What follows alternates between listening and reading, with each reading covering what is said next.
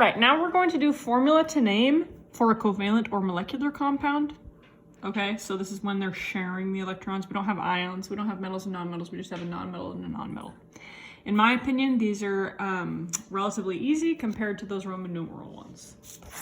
So, what I need to be successful in this problem is a periodic table and my nomenclature rules. Okay, I'm gonna open up my rules.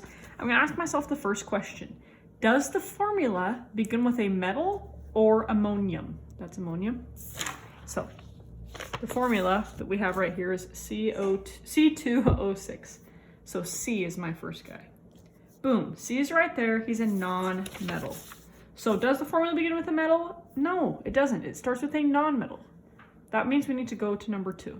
Okay, I put an exclamation point here and an exclamation point where number 2 is to help my brain immediately see, oh, here's where I go. Because I know that a lot of this writing is just too much when you don't know where you're going. Okay, so now I'm here at the exclamation point. Next question, does the formula begin with H? Nope, C is not H. So I can say, no, I'm going to stay on this page. Okay, molecular compound, covalent bonds. First step, write the Greek prefix for the subscript number to the right of the first element symbol. My first subscript is 2. I'm going to look down here at the bottom. 2 equals di.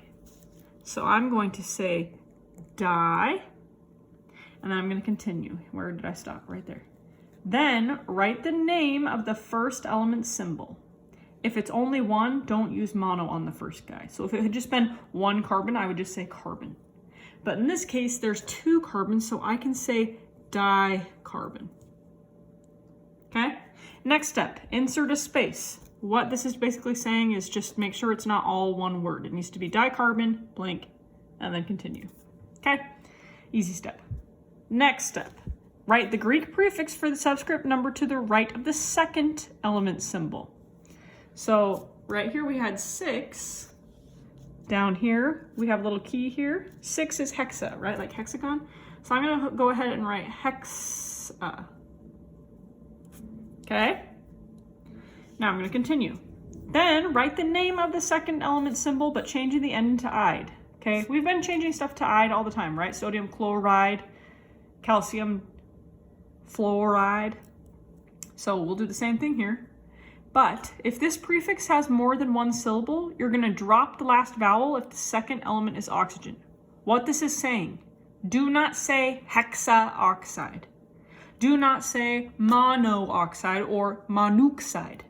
You need to just say hexoxide, monoxide, decoxide. Okay, so only that rule only applies to oxygen. So I'm gonna just change that A to an O because I'm getting rid of that A. And I'm gonna continue by saying hexoxide. Boom, I'm done. Okay, let's try another one. So once again, we have NCl5. I'm gonna start at the very beginning of my notes. So does the formula begin with a metal or NH4? Is nitrogen a metal? Ain't no way, it's right there, it's a non-metal. Okay, that means the answer is no. I need to go to section 2, which is where my exclamation point is. Next question, does the formula begin with an H? Does the formula begin with an H? Nope, NCl5 does not begin with H. So the answer is no, I'm doing this stuff down here. Okay?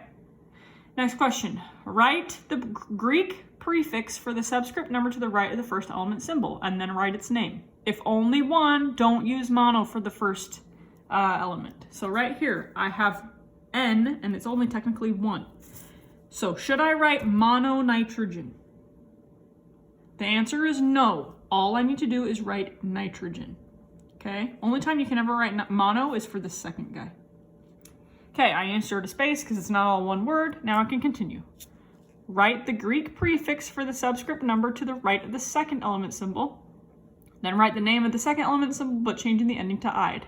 And remember, if it's oxygen, you get rid of that extra vowel so it doesn't sound gross. Okay? So, 5. Down here at the bottom of my notes, I know that 5 is penta, like pentagon. So I'm going to say penta.